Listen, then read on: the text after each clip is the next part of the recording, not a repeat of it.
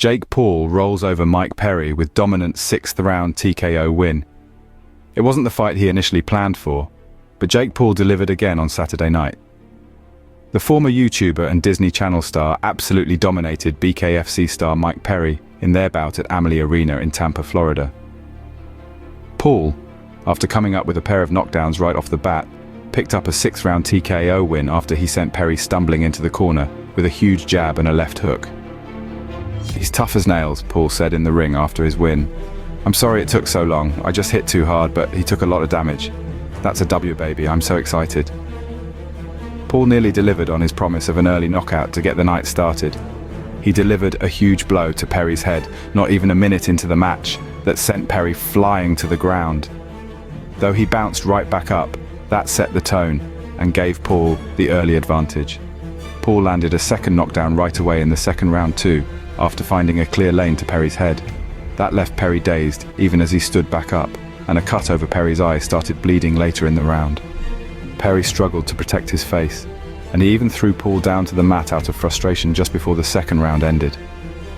Paul looked like he was going to win it in the fourth, after he backed Perry into the corner multiple times without much pushback.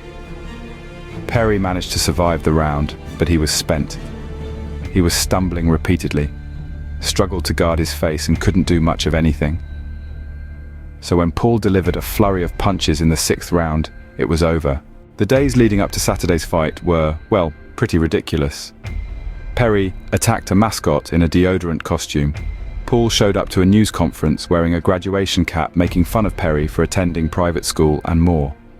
Paul came out into the ring dressed as some sort of gladiator while riding in a chariot carried by other gladiators too, with his older brother and others in his entourage. But, as far as opponents go, Perry was one of the best that Paul has faced, at least on paper. Perry was an MMA fighter before he took off in the bare-knuckle fighting championship. He held a 14-8 record in MMA where he last fought in 2021, and he's a perfect 5-0 in the BKFC. At 32, he's still very much in his prime athletic-wise, and he's closer to a legitimate boxer than others Paul has faced in the past. The loss seemed to upset Conor McGregor, who owns part of the BKFC. McGregor claimed to fire Perry from the league on social media, though it's unknown if he has any power to actually do so. Paul entered the night with a 9-1 record with 6 KOs, though most of his wins came against relative non-boxers and other YouTubers. He won his first 6 fights before Tommy Fury beat him in February 2023, though he responded with a win over former UFC star Nate Diaz a few months later. He's won 3 times since his loss to Fury, including back-to-back KO wins. Paul was originally supposed to fight boxing legend Mike Tyson on Saturday instead, though that was postponed until November after Tyson sustained a health issue on a flight earlier this year. Tyson is 58 years old and hasn't fought professionally in years, though that scheduled bout at AT&T Stadium is apparently a very real thing. Paul will now recover and turn his attention to the bout with Tyson, something he promoted immediately in the ring and insisted it was going to happen after the win on Saturday night. What comes next?